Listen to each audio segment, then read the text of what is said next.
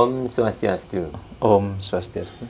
Oke, para semeton viewer dari Juru Pandit Spiritual, lama kita tidak membahas pertanyaan-pertanyaan dari saudara yang masuk di channel GPS. Sekarang kita coba untuk membahas beberapa hal yang coba kita pilih, yakni meditasi. Kenapa bahasan ini menarik? Karena dari beberapa orang sempat juga menuliskan komentar dan juga bertanya, kok meditasi ini membuat saya tidak tenang, padahal tujuan dari orang bermeditasi itu kan mendapatkan kenyamanan, mendapatkan ketenangan. Lalu di beberapa tempat kan ada dikatakan ada jenis meditasi kalau memang untuk dia belajar untuk mengenali diri sendiri, itu ada meditasi cahaya, meditasi japa dhyana kan juga. Tetapi di masyarakat umum biasanya yang namanya pengertian meditasi itu mereka hanya ya kalau seperti dulu. Saya ingat cerita orang-orang di tahun 80-an itu, 70-an apa 80-an. Orang biasanya kita meditasi oleh nomor. Jadi di tempat-tempat angker dia duduk ini meditasi mendengar pewisik oleh nomor ternyata. Dan ini ya jelas saja tidak membuat mereka tenang, tapi justru membuat mereka ke arah yang dalam tanda kutip membuat mereka kecanduan itu kan. Kecanduan. Ada juga orang yang mungkin fokusnya ke energi, ke kebatinan, kekuatan. Mereka bermeditasi karena mungkin terinspirasi dari cerita-cerita atau sinetron orang bermeditasi. Kalau film kungfu itu kan dapat kesaktian. Mereka mengharapkan demikian, tapi hasilnya ya memang banyak yang di luar ekspektasi atau harapan. Nah, dari apa yang, karena kita tahu bahwasanya Juru Pandit itu kan sering juga melakukan meditasi, apalagi memang basicnya, dasarnya memang sudah pernah mendalami kebatinan, yang notabene juga sering melakukan hal-hal demikian. Nah, dari pandangan Juru Pandit tentang meditasi ini, yang sebenarnya aman untuk kita menenangkan diri, untuk kita bisa bertransformasi supaya kita menjadi pribadi yang lebih elegan, menjadi yang lebih baik, itu which one we choose? Yang mana yang seharusnya kita lakukan? Meditasi itu kan banyak jenisnya, banyak sekali. Jadi kita melakukan meditasi itu tergantung sesuai dengan tujuan kita. Jadi kan masing-masing orang melakukan meditasi beda-beda. Saya mau meditasi untuk mendapatkan energi, untuk membangkitkan energi prana. Saya meditasi untuk kesembuhan. Saya meditasi untuk ketenangan batin. Beda-beda ini. Dari sekian fungsi tujuan meditasi, jelas metodenya jelas beda. Karena tujuannya berbeda. Metodenya beda. Jadi meditasi itu bukan saja tentang apa yang kita dapat, tapi apa yang mampu kita lepas dari dalam diri kita. Berarti itu hampir sama juga dengan belajar ilmu pelepasan, melepas keinginan. Karena biasanya yang kalau ada seorang suci Bhagawan Satya Narayana mengatakan bahwasanya hidup kita itu menderita bukan karena apa-apa, tetapi karena banyaknya keinginan gitu. Ketika banyaknya keinginan tersebut tidak terjadi atau tidak kita dapatkan, itulah yang membuat kita menderita. Tetapi dalam meditasi yang Juru Pandit lakukan itu justru kita belajar untuk melepaskan sedikit demi sedikit apa yang justru bisa menjadi beban dan menderitakan kita. Jadi kuncinya di sana. Kalau sebelum kita bisa melepaskan banyak hal tersebut, sukar untuk mendapatkan itu. Benar-benar sukar. Sulit. Jadi kalau ingin mendapatkan ketenangan dengan meditasi, meditasi yang cenderung itu mengarah fokusnya ke dalam diri. Ada metode khusus atau formula yang bisa, karena biasanya kalau kita tidak memiliki guru pembimbing atau pendamping demikian, secara mungkin para sahabat juga ingin sebenarnya melakukan meditasi, tetapi tidak tahu bagaimana formulanya, takut nanti saya di tengah jalan stuck gitu. Kira-kira formula yang bisa Juru Pandit bagi para sahabat sekalian? Jadi kalau teknik meditasi meditasi untuk mendapatkan ketenangan, kedamaian. Jadi kita harus mengarahkan betul-betul full pikiran kita, perasaan kita ke dalam diri. Fokusnya ke dalam diri.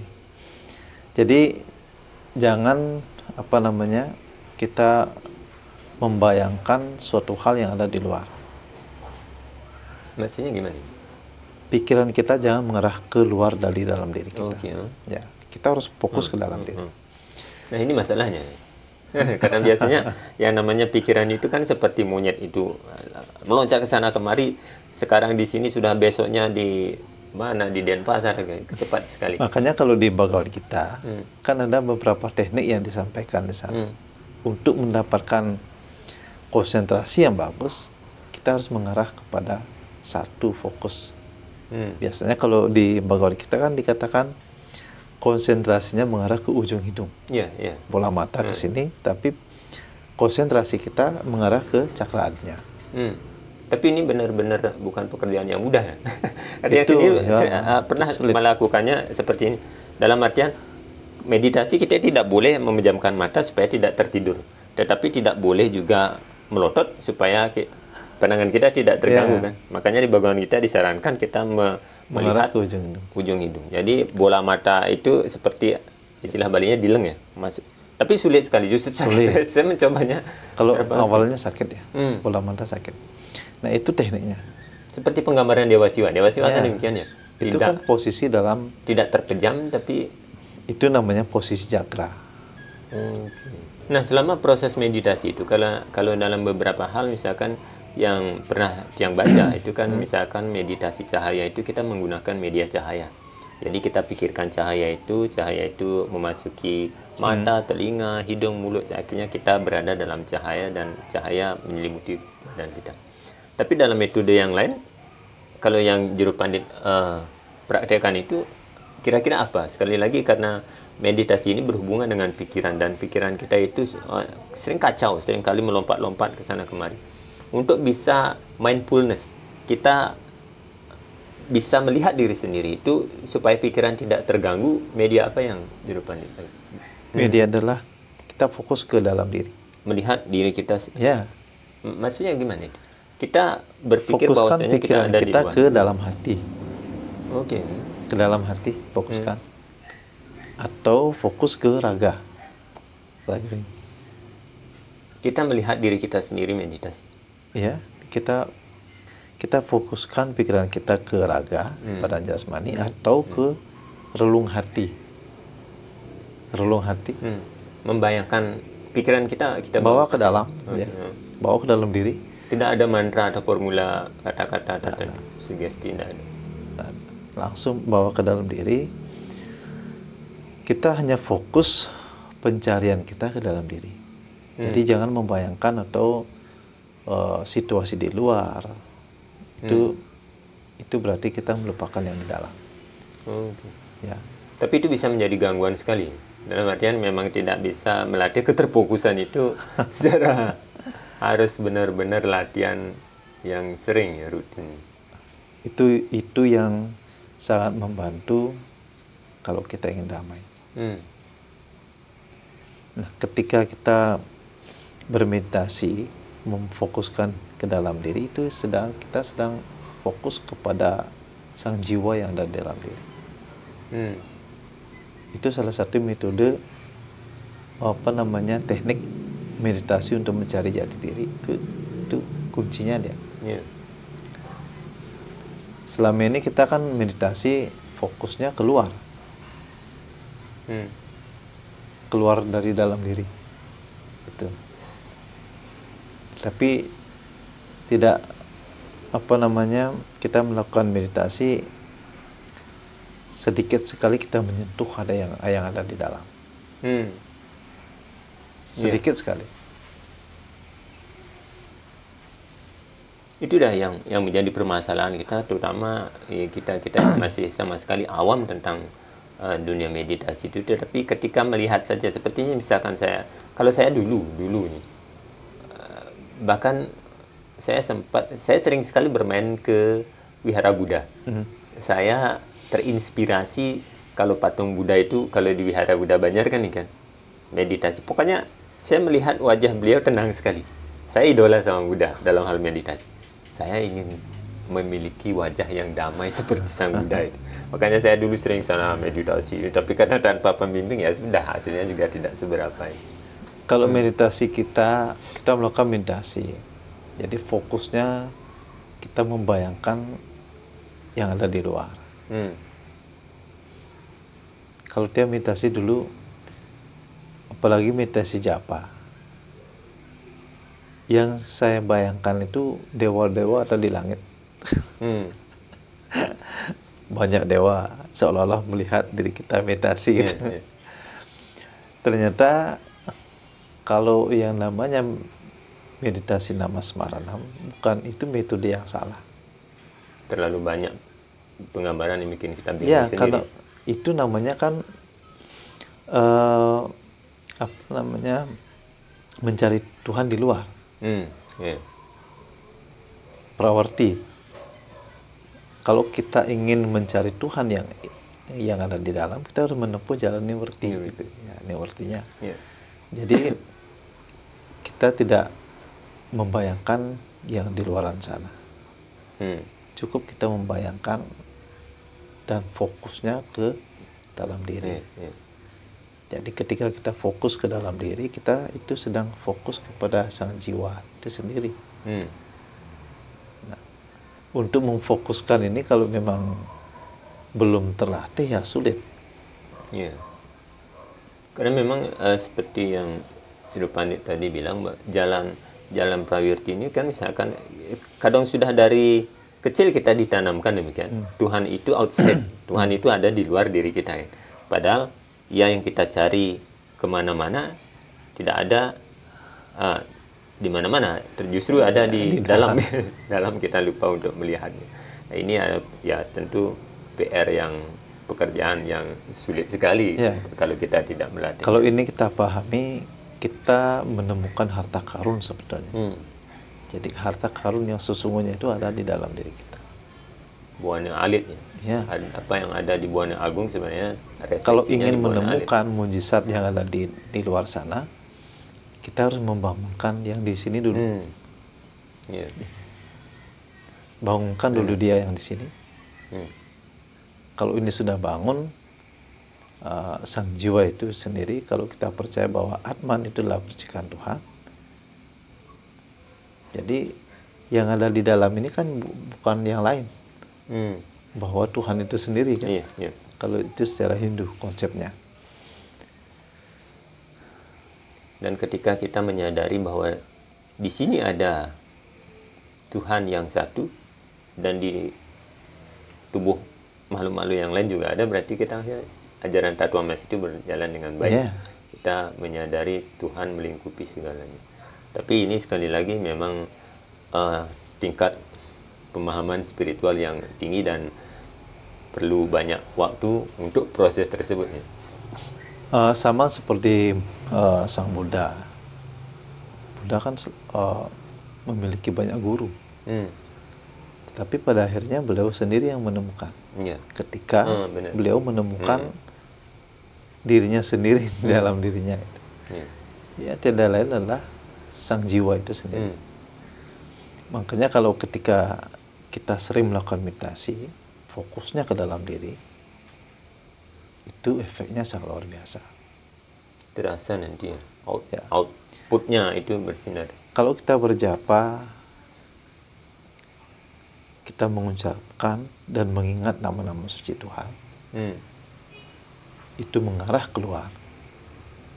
Itu juga reaksinya kurang tepat. Jadi semestinya kalau kita berjapa, mengucapkan dan mengingat nama Tuhan, kita harus menyentuh yang di dalam. Jadi membangunkan Tuhan yang ada di dalam diri kita. Jadi kalau kita ingin mendapatkan pencerahan, itu datangnya dari dalam. Benar.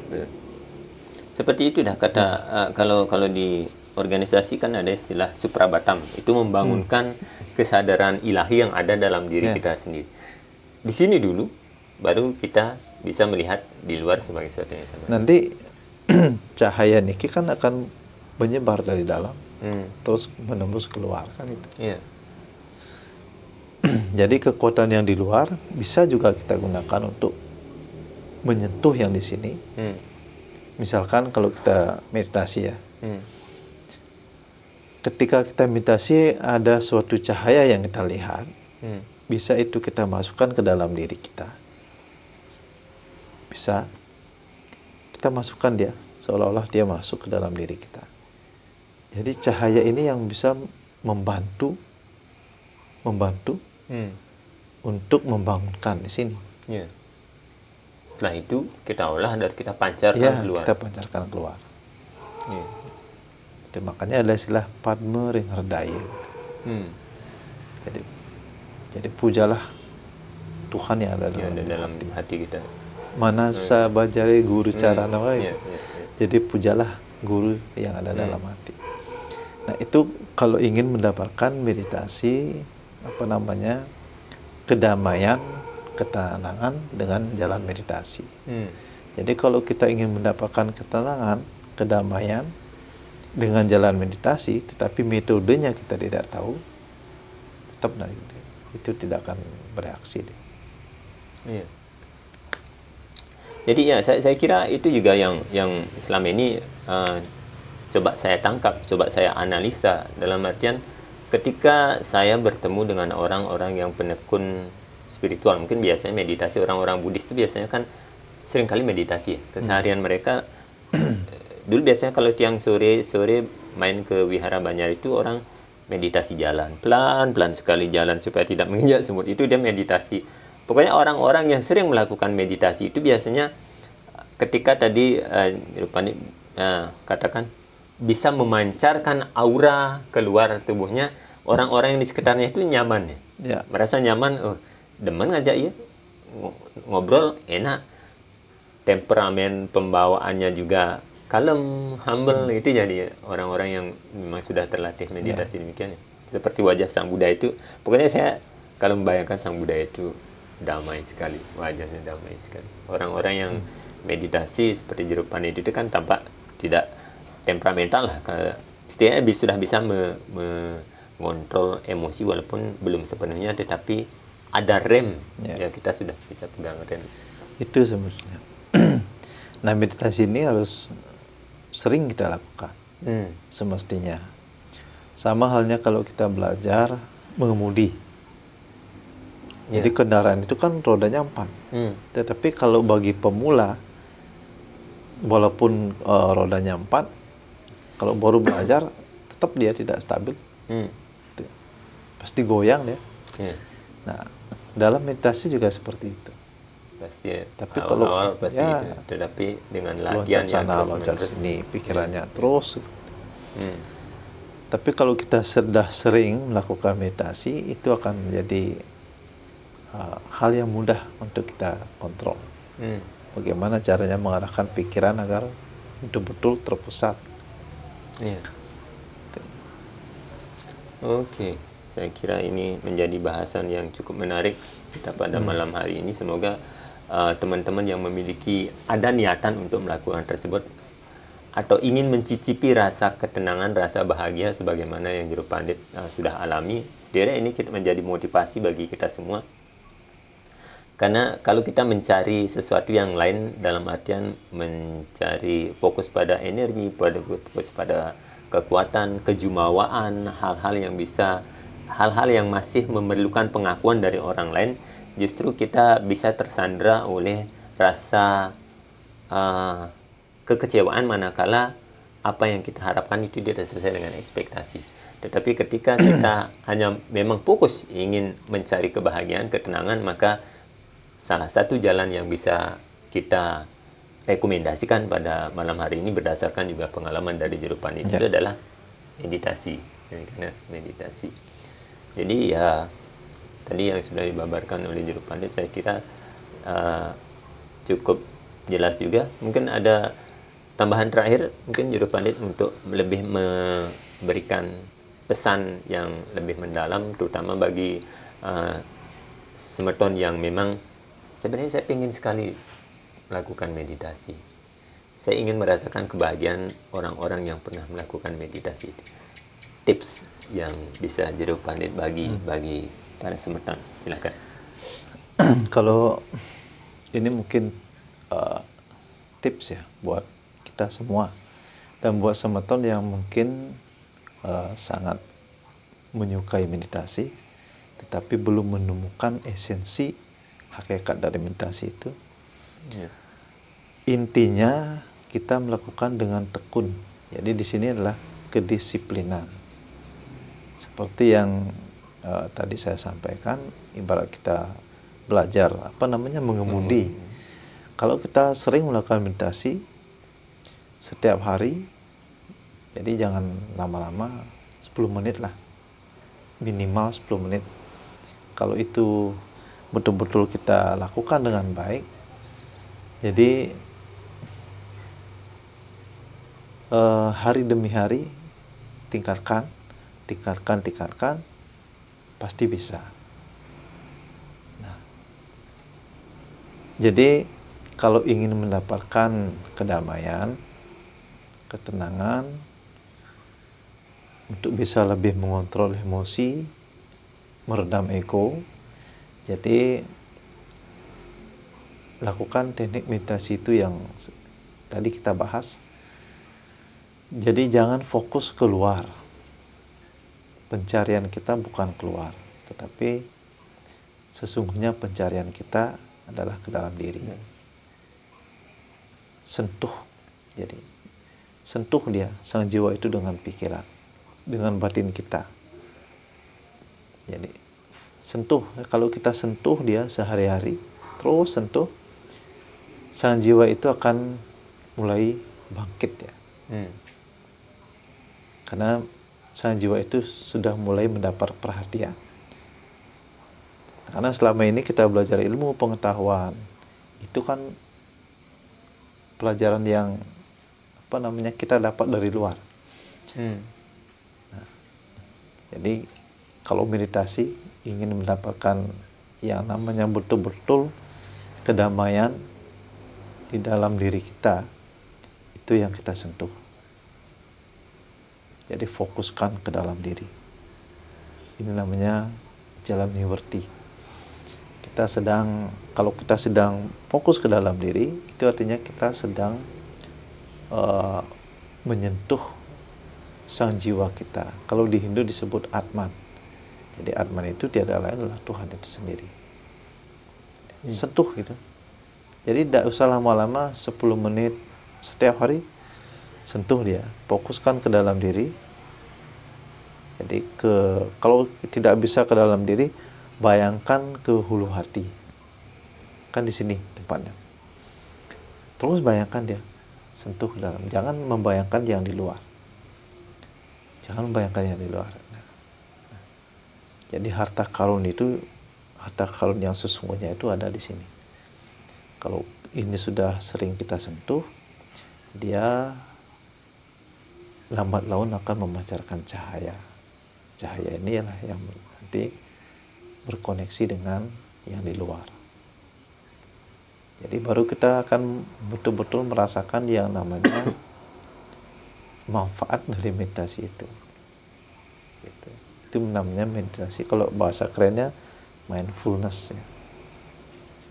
Jadi meditasi yang menitik beratkan ke dalam diri. Menitik beratkan. Fokusnya di sini. Nah, sebagai Hrudaya Vihari ya, Tuhan yang bersemayam di dalam hati. Itu ya, saja, jadi menarik apa yang tadi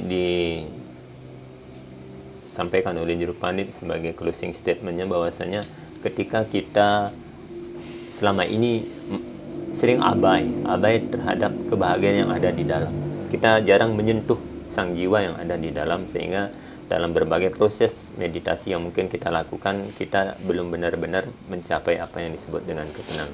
Ini senada dengan apa yang sudah sempat kita bahas, bahwasanya kita kalau bisa menjadikan meditasi ini at least sebagai kebutuhan seperti makan ya.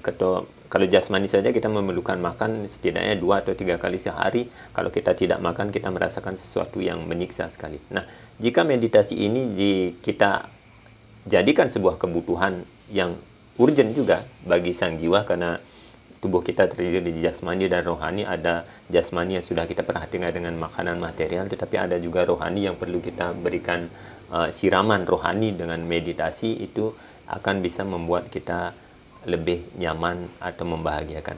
Nah, satu pertanyaan terakhir, Hidup Pandit, mengenai timing. Kira-kira waktu yang paling baik untuk melakukan meditasi, karena sempat Hidup Pandit menyinggung bahwasanya ketika kita melakukan meditasi, hendaknya itu benar-benar dalam pikiran yang tidak kacau. Jadi kita bisa terarah, bisa fokus, karena waktunya itu 10 menit sudah bagus. Yang penting kita sudah berada dalam posisi yang benar. Ini timingnya, waktu yang paling bagus sebenarnya untuk mencapai keheningan itu di mana? Pada saat-saat kapan? Yang jelas tidak ada kegiatan lain. Jadi luangkan, kalau kita bermeditasi, cari timing pada waktu kita betul-betul santai. Ini maksudnya kalau di agama lain kan kadang dikatakan jam 12 itu waktu yang bagus sekali. Ini jam 8, sebelum jam 12 malam, atau pagi-pagi subuh. Itu secara umum ya, secara umum. Karena tidak semua orang bisa melakukan meditasi waktu dini hari. Iya. Jadi enak-enaknya tidur. Ya, memang kalau timing yang paling tepat, yang paling bagus di dalam agama Hindu itu ada yang disebut dengan Brahma Muhurta. Muhurta itu waktu, Brahma sang pencipta. Jadi kapan Brahma Muhurta itu pada waktu dini hari. Berkisaran dari jam 3 sampai jam 5, itu batas akhir Brahma Muhurta. Sebelum matahari terbit berarti ya? Sebelum. 1 jam sebelum matahari terbit. Kalau itu tidak bisa dilakukan, bisa lakukan pada waktu tengah malam. Sebelum tidur? Pergantian jam. Pergantian jam. Atau jam 9 malam. Jam 9 malam kan sudah santai. Yang penting tidak nonton TV. Ya. Dari jam 9 malam itu sudah waktu yang bagus. Itu disebut dengan waktu yang sattwik. Dari 9 malam kemudian sampai jam 5 pagi itu disebut dengan waktu yang sattwik. Itu harus bisa menjadi prioritas ya. Harus. Kalau ingin sukses, waktu yang tepat, tempat yang sama, jam yang sama. Oke, konsisten di sana. Ya, itu kedisiplinan. Pasti membuahkan hasil. Kalau kita disiplin. Tapi kalau ingin kita ingin mencapai spiritualitas yang bagus, lakukan pada waktu Brahma Muhurta. Itu jam 2:30.